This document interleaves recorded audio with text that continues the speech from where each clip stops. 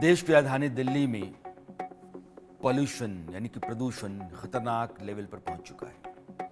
यहाँ प्रदूषण का स्तर लगातार जो खराब कैटेगरी होती है उसमें बना हुआ है। सेहत के जो जानकार हैं वो ये कहते हैं कि यह स्वास्थ्य के लिए खतरनाक है। अगर आप एयर क्वालिटी इंडेक्स की बात करें, जिसको हम AQI कहते हैं, तो दिल्ली 300 के पार कई दिनों से चल रही है। आपको आज दिल्ली शहर के कुछ आंकड़े दिखाना चाहता हूं और ये बताना चाहता हूं कि यहाँ की जो सरकार है उस सरकार ने अभी जो एहतियाती बंदोबस्त करने शुरू किए हैं वो क्या हैं, और आने वाले समय में इन तमाम बंदोबस्तों के बावजूद अगर हालात ऐसे ही रहें तो किस खतरनाक मोड़ पर जा सकते हैं। और 3 करोड़ की आबादी जो दिल्ली NCR में रहती है, यानी कि दिल्ली, नोएडा, गुड़गांव, फरीदाबाद, उसकी सेहत पर क्या असर होगा। इसलिए पहले मैं आपको बताना चाहता हूं कि दिल्ली की सरकार उसने 13 जो डेंजर स्पॉट्स हैं, हॉट स्पॉट्स कहते हैं, बहुत खतरनाक स्तर जहां है पोल्यूशन का, उनकी पहचान की है और वहां ड्रोन से निगरानी करने का उसने फैसला किया है कि आखिर यह जो 13 जगह हैं जो बहुत ही खतरनाक हैं, क्यों हैं, किन कारणों से हैं, निगरानी की जाए और फिर उस लेवल को नीचे लाने का बंदोबस्त किया जाए। तो पहले दिल्ली सरकार के मंत्री गोपाल राय का ये बयान सुनिए आप।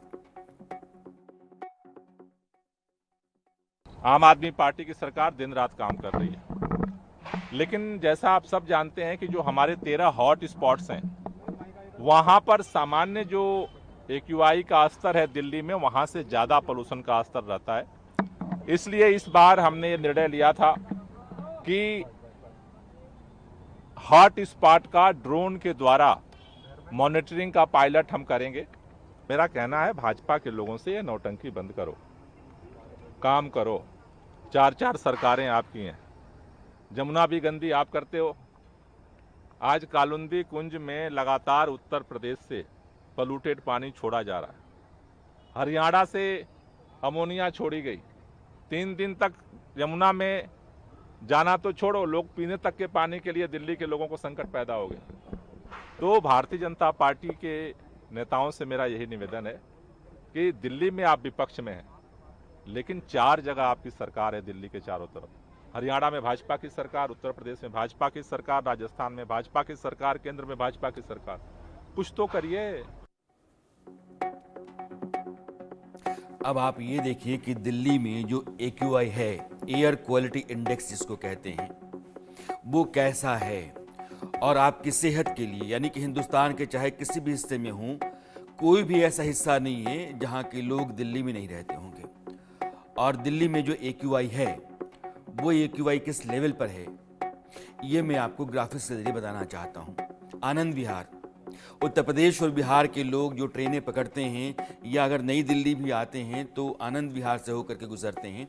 और आनंद विहार का जो AQI है उस AQI को मैं दिखाना चाहता हूँ। आनंद विहार 399, 400 आप मानकर चलिए। बुराड़ी क्रॉसिंग 320, मुंडका 304, विवेक विहार 292, बवाना 291, पंजाबी बाग 289, यानी कि आप 300 के आसपास हैं। और 300 के आसपास के AQI का मतलब ये हुआ कि आप खतरनाक दर खतरनाक जोन में हैं, आप लगातार जान जोखिम में डाल करके चल रहे हैं। और 300-400 के आसपास AQI है, इसका मतलब कि 30 सिगरेट आप औसतन बिना सिगरेट पिए पी रहे हैं। ये 24 घंटे की जो स्थिति है वो है। अब ये पंजाबी बाग 289, अशोक विहार 285, पटपड़गंज सब लोग जानते होंगे 281, शादीपुर 275, द्वारका सेक्टर 8 267, नरेला 253। बहुत स्टैंडर्ड AQI लेवल क्या होता है 50, जो ठीक ठाक है वो 100 तक है। 100 के ऊपर खतरा बढ़ता है और 100 से 150, 150 से 200, तो आप 100 से 200 के बीच में हैं तो कहते हैं कि ठीक है, सेटिस्फैक्टरी लेवल आपका हो जाएगा। 100 से 200 के बीच में ये मिडिल रेंज का है, चल जाता है। हिंदुस्तान के लोगों को आदत है झेलने की, तो वो जो पॉल्यूटेंट है, पोल्यूशन है, वो उनकी सेहत के साथ लड़ता भिड़ता रहता है और उनकी इम्यूनिटी जो होती है उसको मारती रहती है। लेकिन जैसे 200 के ऊपर जाते हैं हम खराब में आते हैं। 200 से 300 के बीच हो जाता है, 300 से ऊपर जाते ही अब बहुत खराब में आ जाते हैं, और 400 के ऊपर तो क्रिटिकल हो जाता है। और अभी आप देख रहे हैं कि 250 से लेकर के 300 के बीच में दिल्ली 399 तक।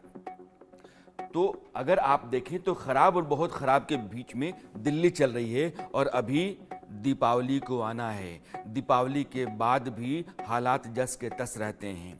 पराली जलने लगी है और दिल्ली में कुछ तो ऐसा है जिसकी वजह से हर साल, ये 10 साल से आप लगातार देखते हैं कि पोल्यूशन है, धुंध, धुआं, कुछ नहीं दिखता है।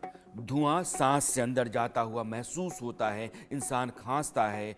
लोग जो सांस के मरीज होते हैं उनकी ज़िंदगी जहन्नुम बनने लगती है। बच्चों के ऊपर ख़तरा बढ़ता है, जो प्रेग्नेंट महिलाएं होती हैं वो जोखिम में आ जाती हैं। वैसे बच्चे आप ये देखिए, ये तस्वीरें आज की हैं, और ये धुंध बताता है कि गर्भ में जो बच्चा पलता है वह भी इस शहर में आया तो नहीं, लेकिन इस शहर की जो बीमारी है वो उसको घेरने लगती है।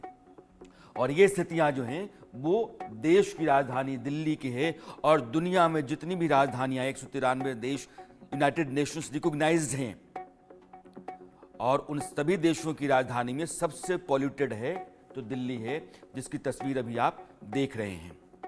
अब दिल्ली में एक नदी बहती है जिसका नाम है यमुना। यमुना पर सबसे पहली रिपोर्ट जो है वो इंडिया न्यूज़ ने आपको दिखाई। हमारी रिपोर्ट के बाद से हड़कंप मच गया। सरकार के जितने भी तंतु और तंत्र थे वो हिलने लगे, खड़खड़ाने लगे। मीडिया के जितने भी चैनल थे और बाकी जितने भी अलग अलग प्लेटफॉर्म्स थे उनको अचानक लगा कि ये कहाँ से आ गया, अचंभा सा था। लेकिन हिंदुस्तान नहीं, हिंदुस्तान की राजधानी दिल्ली जिस नदी किनारे बसा हुआ है, उस नदी की हालत है जिसको यमुना कहते हैं, कालिंदी। और इस यमुना की हालत दिखाने से पहले आप देख रहे हैं ना, यही पानी है। अभी गुजरे तो, दिन में गुजरे तो हालात यही हैं यमुना के।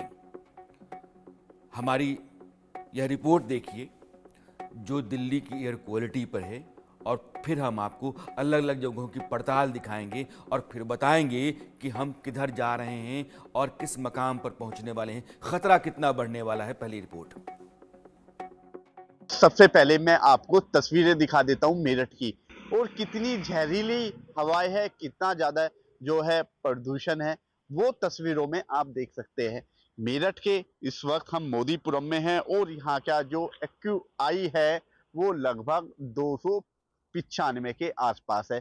तस्वीरें साफ दिखाई दे रही है कि जो है प्रदूषण लगातार बढ़ता जा रहा है, क्योंकि दिल्ली के बाद मेरठ एक ऐसा इकलौता शहर है कि जिसमें प्रदूषण की मात्रा सबसे ज्यादा अधिक है, और लगातार जो प्रदूषण मेरठ में बढ़ता जा रहा है। क्योंकि पिछले 3 दिनों में जो एक्यूआई था वो लगभग 250 था, लेकिन देर रात से जो एक्यूआई है वो 295 के आसपास है, और दिल्ली का जो एक्यूआई है वो 302 है।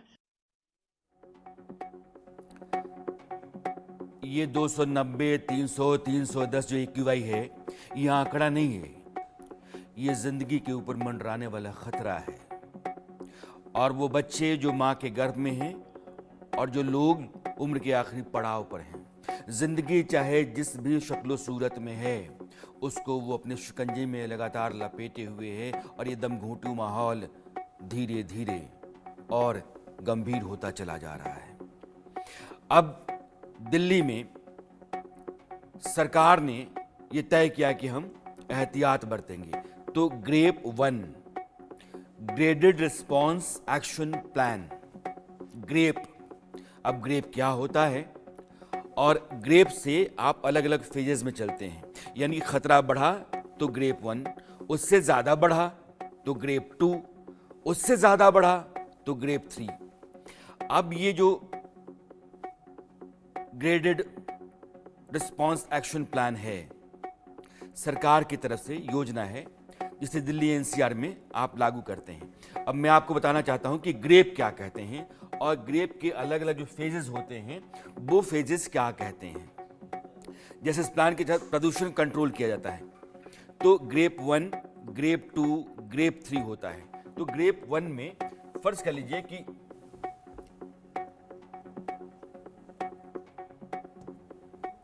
मैं आपको एक बार बताना चाहता हूं। ग्रेप 1,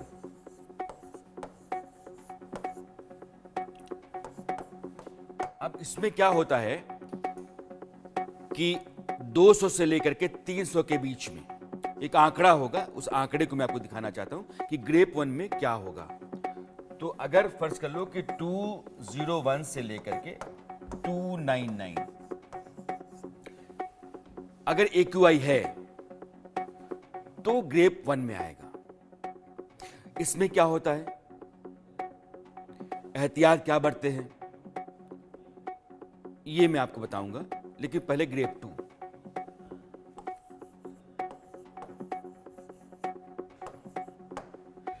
ये 300 से लेकर के और 399 ग्रेप 2 है, और ग्रेप 3 400 या 401 मान लीजिए, सिर्फ 499 ये ग्रेप 3 है। और आप जानते हैं कि ये PM 2.5 के लिए, पार्टिकुलेट मैटर 2.5। अब अगर ग्रेप 2 है, इसमें क्या होता है, तो पहला काम ये होता है कि डीजल जनरेटर जितने होते हैं उनको चलाने पर रोक लगा दी जाती है। जितनी प्राइवेट गाड़ियां हैं आप कम से कम इस्तेमाल करें। तो ये ऑड इवन का जो प्रोविजन सरकार लेकर के आती है, इसीलिए लेकर के आती है कि गाड़ियां सड़क पर कम दिखें, और कूड़ा है, लकड़ी है, कोयला है, इसके जलाने पर पाबंदी लगा दी जाती है। जो CNG बसें हैं आप उनको चलाइए, मेट्रो की ज़्यादा से ज़्यादा सेवा लीजिए। ये ग्रेप 2 में प्रोविजन किया जाता है। अगर ग्रेप 3 में आ गए, अगर आप, ये हाईली डेंजरस होता है, तो ग्रेप 3 में क्या होता है कि जितना कंस्ट्रक्शन का काम होता है वो सब रोक दिया जाता है। कंस्ट्रक्शन नहीं होगा, बोरिंग, ड्रिलिंग रोक दी जाएगी, तोड़ फोड़ का कोई काम नहीं होगा, और ईंट भट्टे जितने हैं बंद।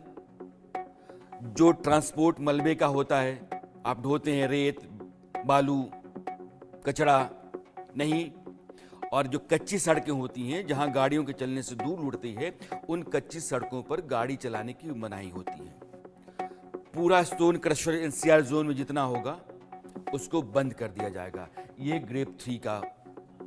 लेकिन सवाल ये है कि हिंदुस्तान की राजधानी ग्रेप 3 में क्यों आ जाती है, हम इस हालात में क्यों आ जाते हैं, ये सबसे बड़ा सवाल है। ये साल दर साल का है। अगर सरकारें कहती हैं कि हम इस तरह के हालात को बदल देंगे, तो इस तरह के हालात को बदलने के लिए हम क्या करते हैं, ये जानना बहुत जरूरी है। अब ग्राफिक्स में आपको दिखाना चाहता हूं। इस ग्राफिक्स के जरिए कुछ चीजें और आपको मैं बताना चाहता हूं। और ये दिल्ली NCR में जो 3 करोड़ की आबादी रहती है उसके लिए है।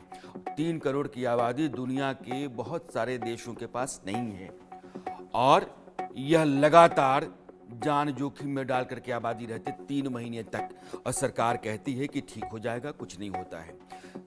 अदालतें, हाई कोर्ट, सुप्रीम कोर्ट्स कहते हैं कि ये क्या चल रहा है, क्यों चल रहा है, डंडा चलाते हैं, फटकारते हैं, बावजूद इसके थोड़ी बहुत औपचारिकताएं और आंख का पानी बचाने के लिए थोड़ा बहुत इधर उधर का सरकार कर लेती है। दिल्ली सरकार की बात कर रहा हूं, MCD की बात कर रहा हूं, लेकिन अपनी बेहयाई पर वो लगातार बनी रहती है। ये प्रदूषण के जो कारण है दिल्ली में भी आपके सामने हैं। जो गाड़ियां चलती हैं उनके चलते उनसे जो धुआं निकलता है, ट्रांसपोर्टेशन में बाकी जो चीजें होती हैं, आप बाइक, स्कूटर वगैरह वगैरह जितनी चीजें इस्तेमाल करते हैं, डीजल के जनरेटर, लाइट चली गई, जनरेटर ऑन किया, चलाए जा रहे हैं। यहाँ जो फैक्ट्रियाँ हैं उनसे निकलने वाला धुआं और कचरा, कूड़ा जो घरों के आसपास और बाहर है जिनसे लगातार धुआं निकलता रहता है, पटाखे जो आतिशबाजी हम करते हैं, और पराली। अब पराली भी इस सीजन में एक मुद्दा होता है। अब आपको ये जानना चाहिए कि ये जो कारण है इसमें किसका कितना कंट्रीब्यूशन होता है। तो अब मैं आपको बताता हूं कि इसमें किसका कंट्रीब्यूशन कितना होता है दिल्ली में प्रदूषण।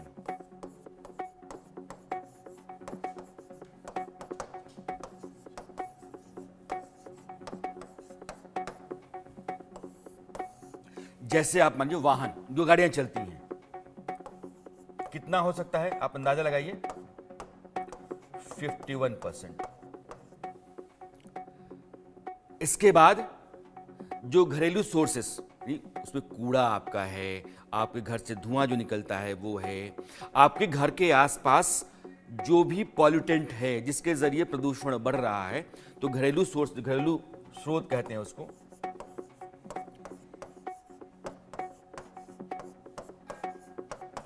ये कितना होगा? 13%। इसके बाद जो कंस्ट्रक्शन पूरे शहर में चलता है,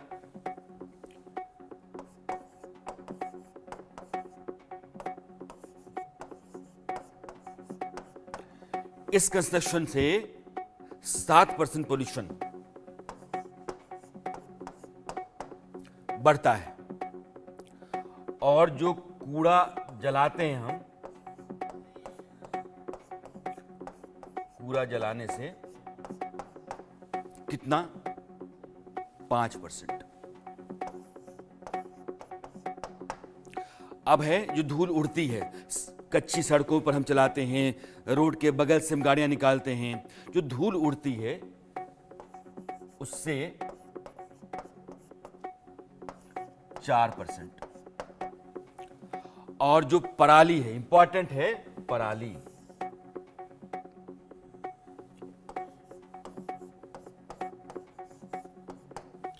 पराली से कितना? 25%। तो आप देखिए कि जो ट्रांसपोर्टेशन है और पराली है, यह मिला करके 76% है। अब पराली को लेकर के सरकार बार बार कई तरह के विकल्प निकालती रही।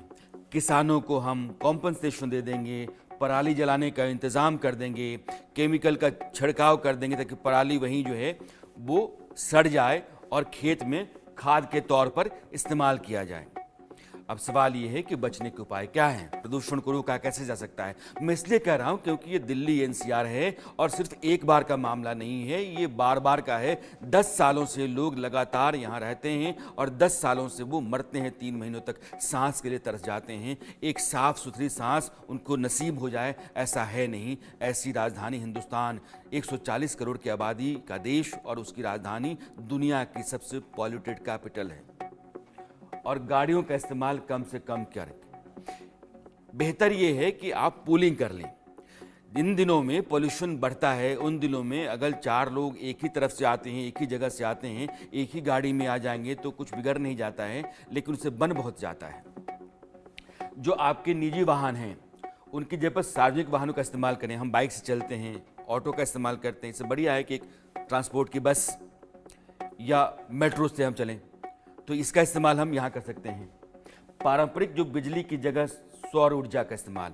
अब सोलर प्लेट्स दिल्ली में लगे नहीं, लेकिन सरकार चाहे तो सोलर प्लेट्स दिल्ली में अगर मस्त कर दे कि 6 महीने के भीतर हर फैमिली को अपनी ज़रूरत की बिजली के लिए सोलर प्लेट्स लगा लेना है, तो बहुत हद तक आप इस पर कंट्रोल कर सकते हैं। मैं ये नहीं कह रहा कि पराली और ट्रांसपोर्ट का बहुत विकल्प निकल कर आएगा, लेकिन कम होगा। और घरों में लोग बिजली ऑन करके रखते हैं, एसी आप ऑन करके रखते हैं जबकि उसकी ज़रूरत नहीं है। आप कमरे से बाहर हैं, आप ड्राइंग रूम में बैठते हैं, ड्राइंग रूम में बैठने के बाद भी आपके बेडरूम का एसी ऑन होता है। आप किसी और कमरे में होते हैं, किसी और कमरे का पंखा चल रहा होता है, एसी ऑन होता है, लाइट ऑन होता है।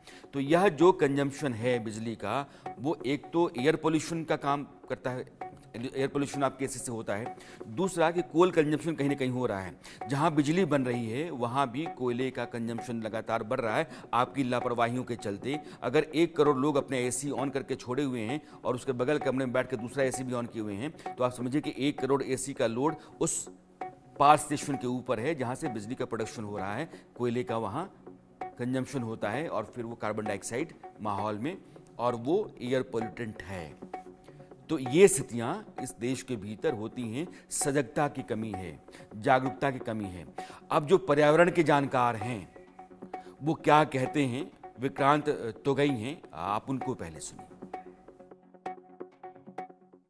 देखिए, जहाँ तक प्रदूषण की बात है, दिल्ली एनसीआर में सबसे ज़्यादा सामने आता है उत्तर भारत इससे बहुत बड़े पैमाने पर प्रभावित होता है। तो वायु प्रदूषण की बात सर्दियों में बहुत ज़्यादा होती है, क्योंकि वायु प्रदूषण इतना ज़्यादा लोगों के स्वास्थ्य को दुष्प्रभाव डालता है इन दिनों कि बच्चों का, बुजुर्गों का बाहर निकलना मुश्किल हो जाता है, सांस लेने में दिक्कतें आती हैं, और हर एज ग्रुप को किसी न किसी तरह का ये एक तरह से प्रभाव डालता है स्वास्थ्य के ऊपर। तो कई बार स्कूल बंद करने पड़ते हैं। क्यों ऐसा होता है? सर्दियों में ही क्यों अचानक से प्रदूषण का ये एक तरह से प्रभाव हमें आंखों से दिखता है या प्रभाव होता है? तो उसका सिंपल कारण है, इन दिनों कई सारे एक्सटर्नल और इंटरनल फैक्टर हैं जो दिल्ली एनसीआर में प्रदूषण को बढ़ा देते हैं। जैसे पराली जलना शुरू हो जाता है पंजाब, हरियाणा, यूपी, राजस्थान में। साथ ही साथ टेम्परेचर में गिरावट आती है। टेम्परेचर में गिरावट आना जो कि एक नेचुरल कारण है प्रदूषण के बढ़ने का। जो प्रदूषण के तत्व हैं जो लगातार पूरे साल वायुमंडल में घूम रहे हैं, जैसे रोड साइड का डस्ट है, या जो कूड़ा जलाया जाता है उसका प्रदूषण है, गाड़ियों का प्रदूषण है, फैक्ट्रियों का प्रदूषण है, ये सर्दियों में पर्यावरणीय कारणों से, एनवायरमेंटल रीजन से पृथ्वी की सतह के आसपास दिखते हैं। मतलब हमारी हाइट के आसपास ये दिखने लगते हैं, नीचे की तरफ आ जाते हैं, ज़मीन की तरफ आते हैं प्रदूषण के तत्व, क्योंकि उन पे मॉइस्चर आ जाता है। तो ये सारे कारण हैं। और दीपावली पे जो एक तरह से सुप्रीम कोर्ट को आगे आके बोलना पड़ता है कि पटाखे ना उपयोग किए जाएँ, तो वो सर्दियों में इसलिए बोलना पड़ता है। जहाँ तक पॉल्यूशन कंट्रोल बोर्ड्स का है, पॉल्यूशन कंट्रोल बोर्ड्स को ये पूरे साल काम करना चाहिए, लेकिन पूरे साल वो प्रदूषण के ऊपर काम नहीं कर पाते। कई बार वो आदेश देते हैं तो तमाम एजेंसी, जो इम्प्लीमेंटिंग एजेंसीज हैं, जिनको क्रियान्वयन करना है चीज़ों का, जैसे रोड साइड डस्ट के लिए बोला है पॉल्यूशन कंट्रोल बोर्ड ने कि ये नहीं होना चाहिए, इसको ख़त्म करना है, रोड के किनारे ग्रासेस लगानी है, घास डेवलप करनी है। जो लोकल अथॉरिटीज़, चाहे Noida authority, great Noida authority, या गाज़ियाबाद में वहाँ की लोकल अथॉरिटीज़, दिल्ली में, गुड़गांव में, वो उतने अच्छे से काम नहीं कर पाते, बहुत थोड़ा काम हो पाता है। तो पॉल्यूशन कंट्रोल बोर्ड यहाँ पर फेल हो रहे हैं। जिंदगी धुआं धुआं है, जहर जहर है, गुमा गुमा है। ये दिल्ली एनसीआर की हालत है। हमारी सहयोगी आरजू ने जब यमुना के आसपास के इलाकों से होकर के लोगों से पूछताछ पड़ताल करती निकली, उन्होंने क्या पाया, आपको यह भी देखना चाहिए। लाखों लोगों को जीवन देने वाली यमुना आज खुद खतरे में है। जी हाँ, इस वक्त हम यमुना घाट के पास मौजूद हैं और तस्वीरें आपको दिखाएंगे किस तरीके से इस यमुना का हाल जो है वो हो गया। आप तस्वीरों में देख पा रहे होंगे जो ये पानी है वो एकदम काला हो गया है और हमारा यहाँ पर खड़ा होना भी बेहद ज्यादा मुश्किल हो गया है। जिस तरीके से इसमें से बदबू जो है वो बहुत ज्यादा आ रही है। इससे सिर्फ इंसान ही नहीं बल्कि जो पशु पक्षी है उनको भी बेहद ज्यादा नुकसान जो है वो पहुंच रहा है और काफी बड़ी संख्या में उनकी मौतें जो है वो भी हो रही हैं। तस्वीरों में हम आपको दिखा रहे हैं यमुना घाट, और यमुना की तस्वीर किसी से भी छुपी नहीं है। इसका कचरा हो, इस पे फेना हो, या फिर इसकी जो गंदगी हो, वो आजकल चर्चाओं में है और हर कोई इससे परेशान है। वहीं आपको बता दें कि यमुना के तट पर कई लोग रहते हैं। कुछ सालों पहले तक वो इस पानी का इस्तेमाल भी करते थे, लेकिन अब इस पानी का जो हाल हो गया है उससे वो भी बेहद ज्यादा परेशान जो है वो नजर आ रहे हैं। हमारे साथ महिलाएं भी मौजूद हैं, पुरुष भी मौजूद हैं, उनसे भी बातचीत करेंगे। मैम, कब से आप यहाँ पर रह रही हैं? हम रह रहे हैं यहाँ पे कम से कम भी ना तो 50 साल 60 साल हो गए हमें रहते हुए, लेकिन ऐसा हाल कभी नहीं हुआ था। 12-13 साल से तो हम सांस नहीं ले सकते हैं। सफाई का कोई मतलब नहीं है, समझ आई ना। बहुत परेशान, छोटे छोटे बच्चे मच्छर जितने मोटे मोटे खा जाते हैं, बीमार तीसरे दिन पड़े रहते हैं। अब ये बताओ, इसमें कोई, ये तो जहर बन गया, पानी नहीं है ये तो जहर बन गया। तो बताओ क्या कर सकता है कोई, ये बताओ है? कोई सुनाई नहीं है। ये देखो क्या हालत कर रखी है, बाहर के आते हो यहाँ पटक जाते हैं, हाँ के कूड़ा कौन साफ करेगा इतना। अब इन लोगों की छट आ रही है और ये बताओ क्या करेंगे। तो आप लोग इस पानी का इस्तेमाल करते हैं? क्या हम नहीं करते, इसका क्या इस्तेमाल करेंगे ये बताओ। आप कर सकते हो, यहाँ पे हाथ धो के देखो, कीचड़ आएगा हाथ में। आजा बोल तू भी। त्योहार भी आ रहे हैं, दिवाली है, छठ पूजा है, आप लोगों को छठ यहीं पर करते हैं, मगर क्या करें, ये तो डूबने लायक नहीं रहते हैं, मगर फिर भी छठ में तो डुबकी भी लगानी पड़ती है। तो कैसे डुबकी लगाते हैं इस पानी में? नाक कान बंद करके कोई तरह से डुबकी लगाते हैं, और क्या करेंगे। ये गंगा जल लेते वो भी नहीं लेते हैं। 70 साल तक मेरे को हो गए, 12 साल तक भी आई और आज ये टाइम आ लिया।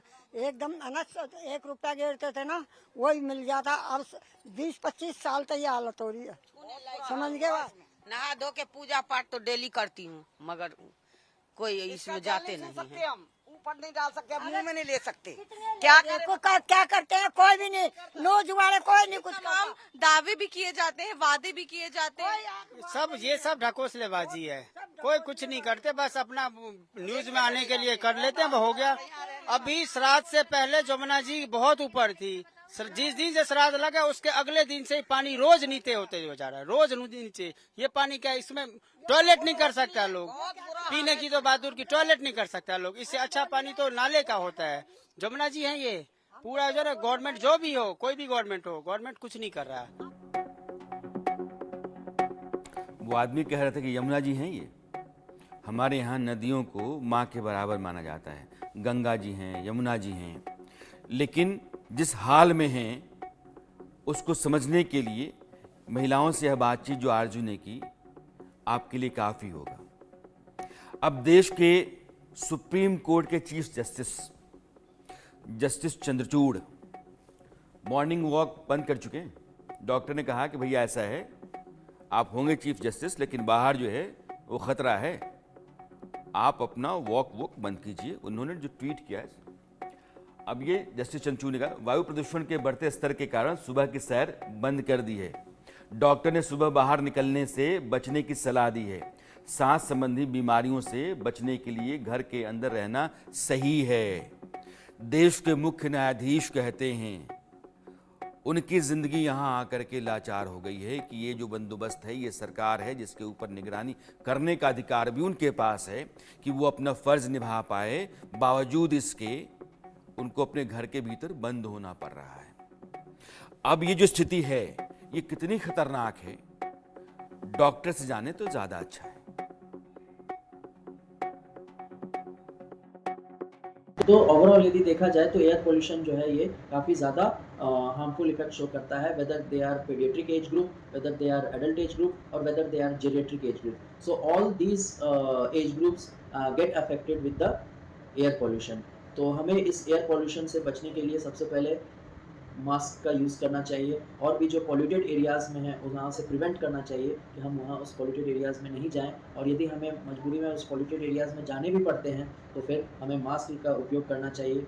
और घर में भी कोशिश करना चाहिए कि जो डस्ट हैं, जो कर्टन्स हैं, जो फ्लोरिंग्स हैं, वो सब क्लीन करने के टाइम में मास्क का ज़रूर यूज़ करें, नहीं तो एलर्जिक काफ़ी ज़्यादा एलर्जिक ब्रोंकाइटिस, ब्रोंकियल अस्थमा, आजकल बच्चों में भी चाइल्डहुड ब्रोंकियल अस्थमा जो है वो काफ़ी ज़्यादा प्रिवलेंट हो रही है, बहुत कॉमनली देखा जा रहा है। तो ये सारी चीज़ों को देखते हुए जो पता चल सकता है कि air pollution is having side effect on each and every